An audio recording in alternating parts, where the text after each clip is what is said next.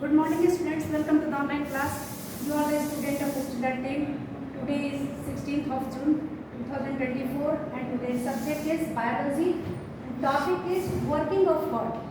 Previous video में हमने structure of heart पढ़ा था जिसमें कि ये स्ट्रक्चर है हार्ट का. इस वीडियो में हम हार्ट वर्क कैसे करता है इसके बारे में पढ़ेंगे.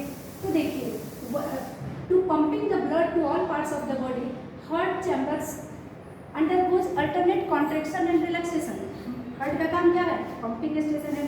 हार्ट को पूरे बॉडी में पंप करना होता है. तो ये पंप करने के लिए उनको एक लगातार राइथमिक कॉन्ट्रैक्शन और रिलैक्सेशन करना पड़ता है. यानी लगातार वो कॉन्ट्रैक्ट रिलैक्सेशन में रहते हैं. ठीक है ना. उनके चारों चैम्बर इस तरह से रहते हैं.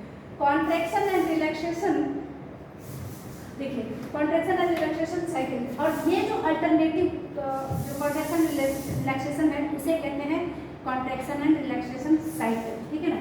अब देखिए, the rhythmic contraction and relaxation, लगातार, राइथमिक मतलब लगातार कॉन्ट्रैक्शन और relaxation of the heart is called heart beat. ये जो लगातार जो हार्ट कॉन्ट्रैक्ट और रिलैक्स हो रहा है जिसको हम कहते हैं हार्ट बीट. ठीक है ना. The regular sequence of heart occur during the competition of one heartbeat is called cardiac cycle. चूंकि ये कार्डिक सेल का बना होता है. हार्ट किस चीज का बना होता है? कार्डिक सेल का बना होता है.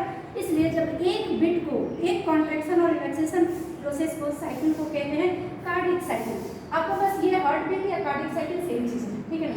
The contraction is called systole and the relaxation is called diastole. अब आप यहाँ देखिए कि जब यहाँ से ये दो चैम्बर ऊपर में है, अपर चैम्बर और लोअर चैम्बर. ठीक है ना. अपर चैम्बर में यहाँ हो गया राइट ऑट्रियम और ये हो गया right ventricle, sorry left atrium.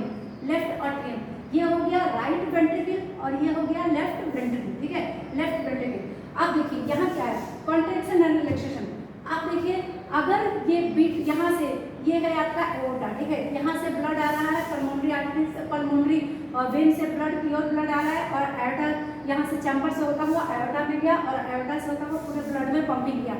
लेकिन जब ये आयोटा जब पंप करता है, आयोटा जब सिकुड़ता है या दोनों ही वेंट्रिकल जब कॉन्ट्रैक्ट होते हैं तो हार्ट जो है, यहाँ से देखिए ये दोनों वेंट्रिकल जब कॉन्ट्रैक्ट हो गए तो एक जो राइट वेंट्रिकल का जो ब्लड है, इम्प्योर ब्लड, डीऑक्सीजनेटेड ब्लड, वो जाएगा पल्मोनरी आर्टरी से होता हुआ लंग्स में.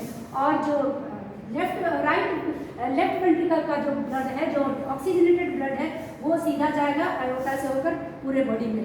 तो जब आयोटा से पूरे बॉडी में ब्लड जाता है यानी उस समय वेंट्रिकल्स खाली हो जाते हैं. दोनों ही वेंट्रिकल्स खाली हो जाते हैं, और डीऑक्सीजनेटेड वेंट्रिकल्स भी और ऑक्सीजनेटेड वेंट्रिकल्स भी. डीऑक्सीजनेटेड वाला ऊपर जाता है और ऑक्सीजनेटेड वाला नीचे बॉडी को आता है. तो इसको कहते हैं सिस्टोल. ठीक है ना. जब ब्लड कॉन्टैक्ट, जब हार्ट कॉन्ट्रैक्ट होकर ब्लड को निकाल देता है उसको कहते हैं सिस्टोल. ठीक है ना.